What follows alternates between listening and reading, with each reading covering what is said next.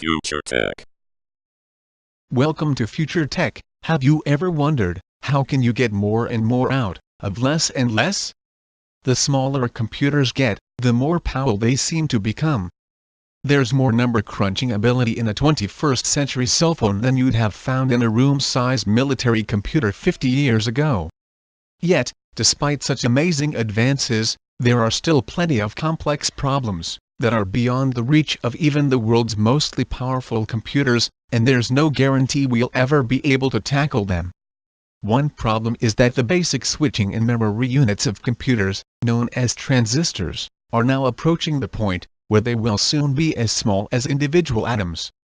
If we want computers that are smaller and more powerful than today's, we'll soon need to do our computing in a radically different way.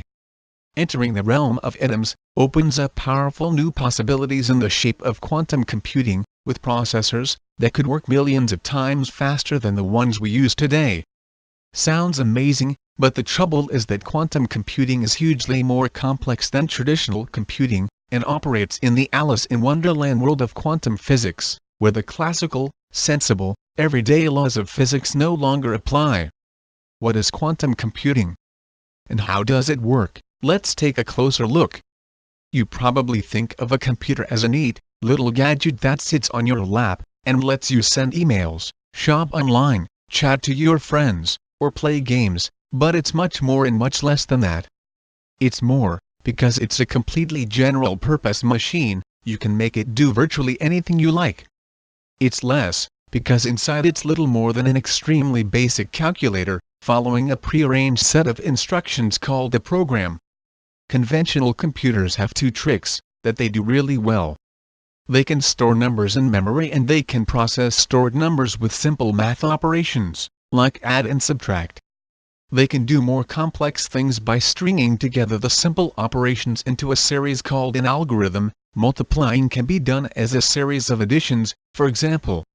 Both of computers' key tricks, storage and processing, are accomplished using switches called transistors, which are like microscopic versions of the switches you have on your wall for turning on and off the lights.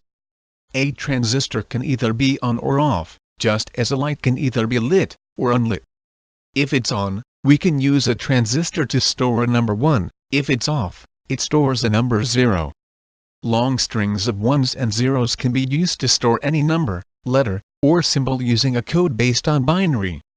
Each of the zeros or ones is called a binary digit, or bit, and, with a string of 8 bits, you can store 255 different characters such as letters, numbers, and most common symbols. The trouble with conventional computers is that they depend on conventional transistors. This might not sound like a problem if you go by the amazing progress made in electronics over the last few decades. When the transistor was invented, back in 1947, the switch it replaced, which was called the vacuum tube, was about as big as one of your thumbs. Now, a state-of-the-art microprocessor, single-chip computer, packs hundreds of millions, and up to 2 billion, transistors onto a chip of silicon the size of your fingernail. Chips like these, which are called integrated circuits, are an incredible feat of miniaturization. Back in the 1960s, Intel co-founder Gordon Moore realized that the power of computers doubles roughly 18 months, and it's been doing so ever since. This apparently unshakable trend is known as Moore's Law. It sounds amazing, and it is, but it misses the point. The more information you need to store, the more binary ones and zeros and transistors you need to do it. Since most conventional computers can only do one thing at a time, the more complex the problem you want them to solve, the more steps they'll need to take, and the longer they'll need to do it. Some computing problems are so complex that they need more computing power and time than any modern machine could reasonably supply. Computer scientists call those intractable problems. As Moore's law advances, so the number of intractable problems diminishes, computers get more powerful and we can do more with them. The trouble is, transistors are just about as small as we can make them. We're getting to the point where the laws of physics seem likely to put a stop to Moore's law. Unfortunately, there are still hugely difficult computing problems we can't tackle, because even the most powerful computers find them intractable. That's one of the reasons why people are now getting interested in quantum computing. Quantum theory is the branch of physics that deals with the world of atoms and the smaller, subatomic, particles inside them. You might think atoms behave the same way as everything else in the world, in their own tiny little way, but that's not true. On the atomic scale, the rules change and the classical laws of physics we take for granted in our everyday world no longer automatically apply. Quantum theory considers that one thing can be two at the same time. It's hard to grasp that something can be two things at once because it's totally alien to our everyday experience. A car is not simultaneously a bicycle and a bus. In quantum theory, however, that's just the kind of crazy thing that can happen. The most striking example of this is the baffling riddle known as Schrödinger's cat. Briefly, in the weird world of quantum theory, we can imagine a situation where something like a cat could be alive and dead at the same time. The key features of an ordinary computer, bits, registers, logic gates, algorithms, and so on, have analogous features in a quantum computer. Instead of bits, a quantum computer has quantum bits or qubits, which work in a particularly intriguing way. Where a bit can store either a 0 or a 1, a qubit can store a 0, a 1, both 0 and 1, or an infinite number of values between them, and store multiple value at the same time. If that sounds confusing, think back to Schrödinger's cat being alive and dead, or a car being a bicycle and a bus. Just as a quantum computer can store multiple numbers at once, so it can process them simultaneously. Instead of working in serial, doing a series of things one at a time in a sequence, it can work in parallel, doing multiple things at the same time.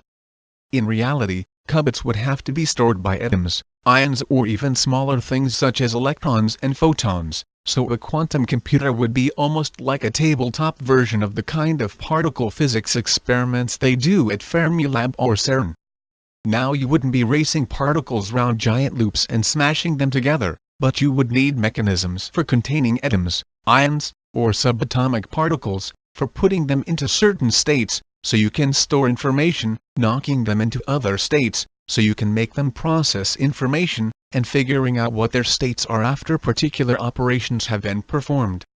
3 decades after they were first proposed, quantum computers remain largely theoretical. Even so, there's been some encouraging progress toward realizing a quantum machine. There were 2 impressive breakthroughs in 2000. First, Isaac Chang, at IBM's Almaden Research Center, used 5 fluorine atoms to make a crude, 5-qubit quantum computer. The same year, researchers at Los Alamos National Laboratory figured out how to make a 7-qubit machine using a drop of liquid. 5 years later, researchers at the University of Innsbruck added an extra qubit, and produced the first quantum computer that could manipulate a qubit, 8 qubits. Over the next few years, researchers announced more ambitious experiments, adding progressively greater numbers of qubits. By 2011, a pioneering Canadian company called D-Wave Systems announced in Nature that it had produced a 128-qubit machine. Years later, Google announced that it was hiring a team of academics to develop its own quantum computers based on D-Wave's approach. In March 2015, the Google team announced they were a step closer to quantum computation, having developed a new way for qubits to detect and protect against errors. Even so, it's very early days for the whole field, and most researchers agree that we're unlikely to see practical quantum computers appearing for many years, perhaps even decades. Thank you for watching FutureTech. If you liked this video, please subscribe to our channel.